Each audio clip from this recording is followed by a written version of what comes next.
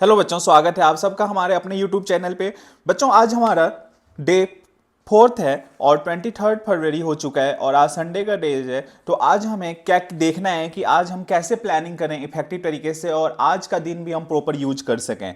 तो आज के दिन में हमने सारे ज्योग्राफी को कंप्लीट करना है। तो ज्योग्राफी में हमने एक चैप्टर तो कल कर लिया था। आज हम रिसोर्सेज एंड डेवलपमेंट कल कंप्लीट कर चुके थे। आज forest and wild life resources complete करनी है। अभी आपको क्वेश्चन भी बताऊंगा कि कौन कौन से क्वेश्चन करके जानी है। Forest and wild life resource, फिर उसके बाद water resources, agriculture, mineral and energy resources and manufacturing of industries. Map का जो क्वेश्चन है वो life line of national economy से बन सकता है और अदरवाइज ये इतना इंपॉर्टेंट नहीं है। लेकिन ये 6 चैप्टर आपको ज्योग्राफी से बहुत अच्छे तरीके से करके जानी है। अब हमने कल रिसोर्सेज तो बहुत अच्छे से कंप्लीट कर लिया था। आज हम देखेंगे कि forest and wild life resources में हमें क्या क्या पढ़ना है। तो forest and wild life resources में जब हम बुक को ओपन करते हैं तो सबसे पहले हम forest and wild life resources chapter पे आते हैं।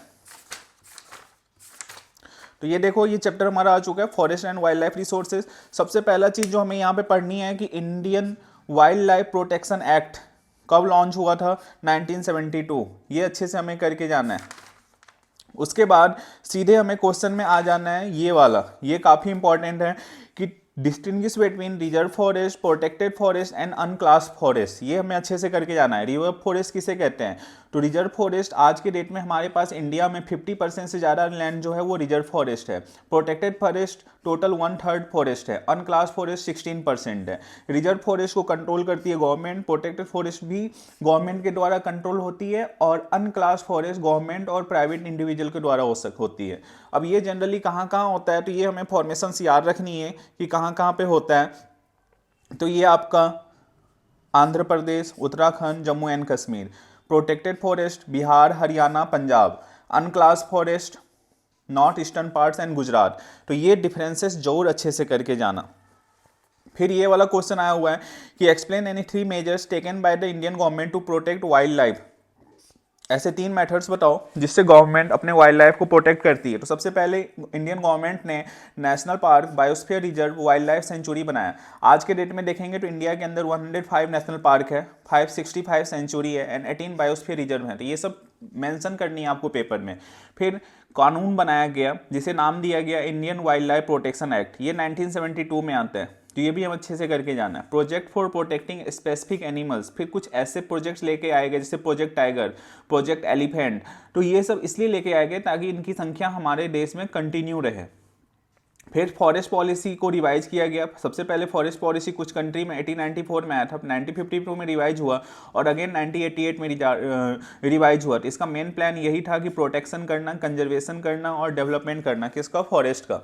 कुछ नाम जो है जो आपको यहाँ से याद रखनी है। कॉर्बेट नेशनल पार्क कहाँ पे? उत्तराखंड में। Sundarban national park West Bengal में।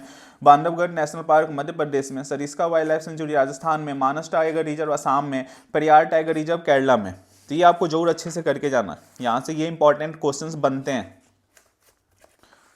कुछ क्वेश्चंस ऐसे भी आए हुए हैं कि describe how communities have conserve and protected forest and wild life in India. In communities ने कैसे प्रोटेक्ट किया था? तो सबसे पहला है सरिस्का टाइगर रिजर्व। कुछ मूवमेंट जो गवर्नमेंट लोगों के द्वारा चलाया गया था जंगलों को बचाने के लिए, तो उसमें सबसे फर्स्ट वन है सरिस्का टाइगर रिजर्व। कहाँ पे? राजस्थान में। तो इसके वाइल्ड लाइफ प्रोटेक्शन एक्ट के लिए ये मूवमेंट चला था। फिर उसके बाद हमें यह भी याद रखना भैरवदेव डाकब सेंचुरी, ये एरिया था जिसमें मूवमेंट चलाई गई थी। कुछ 1200 हेक्टेयर फॉरेस्ट एरिया जो था वो गवर्नमेंट ने इनहेबिटेंट डिक्लेयर कर दिया था। फिर जॉइंट फॉरेस्ट मैनेजमेंट प्रोग्राम चलाया गया था। फिर बीज बचाओ आंदोलन चलाए गए थे। तो ये सब चीज़ें आपको याद रखनी है। चिपको मूवमेंट मोस्ट फेमस मूवमेंट जो है वाइल्ड लाइफ प्रोटेक्शन एक्ट से। इसको generally northern India, Himachal Pradesh में ये ज़्यादातर चले थे। लोकल पीपल का इन्वॉल्वमेंट काफ़ी ज़्यादा था। तो ये सारी चीज़ें हैं जो हमें यहाँ से करके जानी है। वाटर रिसोर्सेज में सबसे पहले डैम जो है, टेहरी डैम कौन से रिवर पे है? भागीरथी। हीराकुंड डैम कौन से रिवर पे? महानदी। भाखरा नंगल प्रोजेक्ट कौन से रिवर पे? सतलुज। सरदार सरोवर प्रोजेक्ट कौन से रिवर पे? नर्मदा। और साथ में स्टेट का भी नाम याद रखनी है। तो ये सारे क्वेश्चंस पेपर में बनते हैं, तो इनको आपको अच्छे से करके जाना है। How has agriculture aggravated the problem of water scarcity in India? Explain.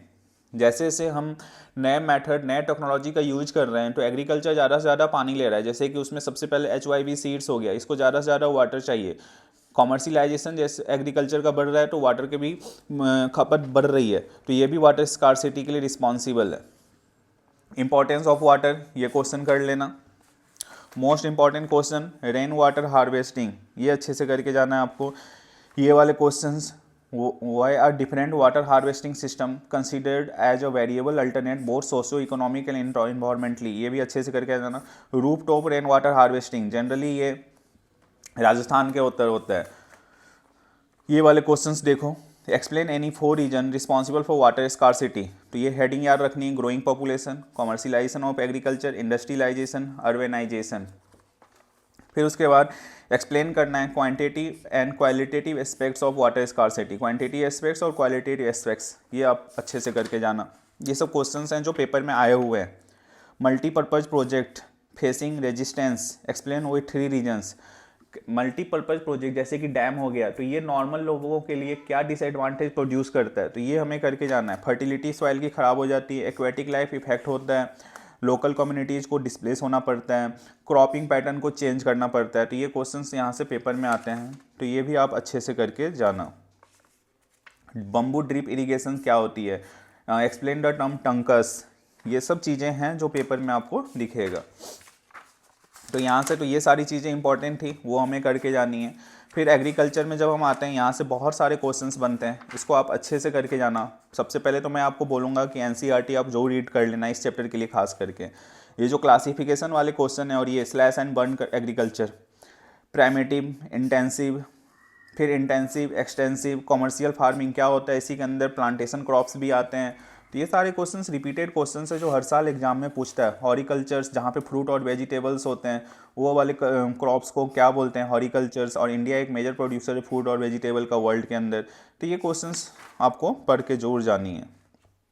Golden fibre किसे कहते हैं, जूट को गोल्डन फाइबर बोलते हैं, तो ये भी क्वेश्चंस आपको देखना है। फिर उसके बाद एग्रीकल्चर को हम मेनस्टे ऑफ इंडियन इकोनॉमी क्यों बोलते हैं। आप सबको पता है कि हमारी पॉपुलेशन जितनी भी है उसमें से 2/3 पॉपुलेशन डायरेक्टली या इनडायरेक्टली डिपेंडेंट है एग्रीकल्चर पे, और जितने भी रॉ मटेरियल प्रोड्यूस होते हैं वो खेती से ही होते हैं। तो जितने भी चीज़ें इकोनॉमिक्स में हम जितने भी चीज़ें इकोनॉमी में हमें चाहिए होता है वो सब एग्रीकल्चर ही हमें प्रोवाइड करता है। प्राइमेटिव सब्सिस्टेंस फार्मिंग, उसके फीचर्स, ये सारे इंटेंसिव फार्मिंग, इसके फीचर्स देखो, ये सब क्वेश्चंस रिपीटेड आए हुए हैं। प्लांटेशन एग्रीकल्चर्स, ये भी क्वेश्चंस आया हुआ है। फिर उसके बाद जितने भी फसल हैं, चाहे व्हीट हो, राइस हो, शुगर केन हो, टी हो, कॉफ़ी हो, ये सारे क्वेश्चंस के टेम्परेचर, रेनफॉल और सॉइल इंपॉर्टेंस, ये सारे क्वेश्चंस इंपॉर्टेंट है, ये आपको अच्छे से जरूर करके जाना। Difference between rabi crop, kharif crop, tea and coffee. Rabi crop हमें पता है कि rabi sown in winter season and cultivate in harvested in month of March and April, जैसे जो अभी का टाइम चल रहा है। Kharif crop sown in monsoon season and harvested in the winter season, October and November. For example wheat अभी होगा, rice गर्मियों के टाइम पे होता है। टी को कितना टेम्परेचर चाहिए, टेम्परेचर के रेंज, कॉफ़ी का कितना रेंज चाहिए, बारिश की रेंज, कौन सी सॉइल पे होता है, तो the plant require a light loamy soil, ये कौन सी पॉइंट पे होता है, रेड एंड लेटराइट सॉइल, ये असम, वेस्ट बंगाल, तमिलनाडु, केरला में होता है, ये तमिलनाडु, केरला एंड कर्नाटका में होता है। तो ये सब आपको पढ़ के यहाँ से जाना है।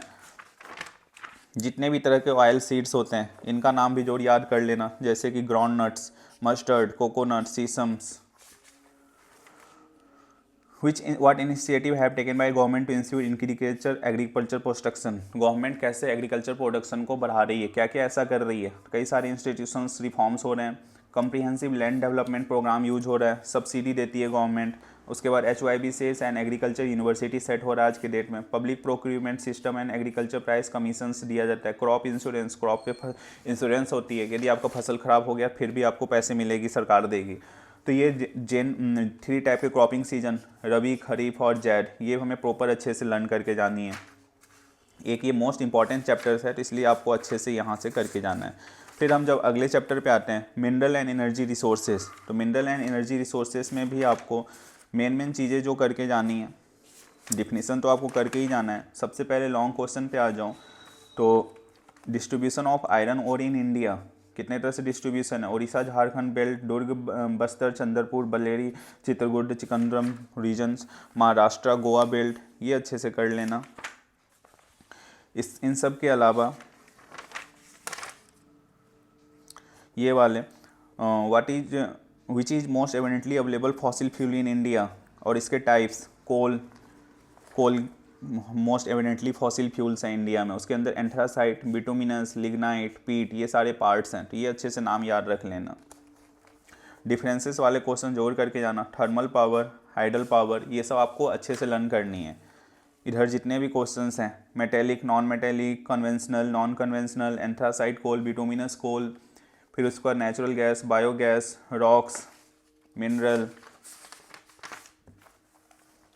Ferrous mineral, non ferrous mineral, why there is need to conserve mineral, mineral को कंजर्व करने की ज़रूरत क्यों पड़ती है। तो ये सारे पॉइंट्स हैं जो आपको पढ़ना ही पढ़ना है, इसको छोड़ के नहीं जाना है।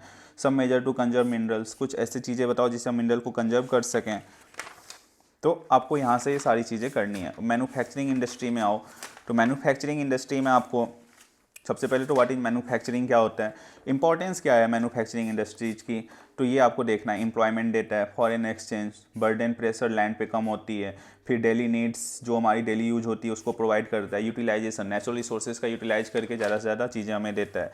फिर ये सारे डिफरेंसेस, किस किस चीज़ों पे डिफरेंसेस क्या क्या होता है, रॉ मटेरियल के बेस पे agro waste, mineral waste, role के हिसाब से बेसिक और कंज्यूमर, कैपिटल इन्वेस्टमेंट के हिसाब से small scale, large scale, ownership के हिसाब से public sector, private sector, joint sector, cooperative sector, weight के हिसाब से heavy industry, light industries, large scale small scale के बीच का difference, cooperative sector, private sector, agro based, mineral based, joint sector, cooperative industry, basic consumer, ये सारे differences आपको जोड़ यहाँ से देख के जानी है। इस वाले क्वेश्चन में आओ, give reason why iron and steel industry in India is concentrated around Chhota Nagpur plateau region. Maximum iron और स्टील इंडस्ट्री जो है छोटा नागपुर प्लेट्यू रीजन में ही होता है, तो उसके आंसर्स यहाँ से देख लेनी है आपने। ये रिपीटेड क्वेश्चंस हैं जो आने की चांसेस हाई होती है, जैसे कि why are the most of the jute mills of India located in West Bengal. Maximum jute mills जो है वो वेस्ट बंगाल के अंदर लोकेटेड है। तो ये था सारा जो हमें यहाँ से ज्योग्राफी से पढ़ के जानी है, ठीक है। अब कल के वीडियो में मैं आपको हिस्ट्री का बताऊंगा कि हिस्ट्री में आपको क्या करके जाना है। कल का दिन हमारे पास पड़ा हुआ है, इवन आज आप शाम से ही पढ़ना शुरू कर लेना है हिस्ट्री, ताकि कल दोपहर तक या इवनिंग तक खत्म हो जाए और एक बार जितने भी आपने शॉर्ट नोट्स बनाया हुआ है उसको एक बार गो थ्रू हो जाओ और पेपर में आप अच्छा करके जाओ, ठीक है। मिलते हैं कल के वीडियो में, तब तक के लिए thank you and have a nice day.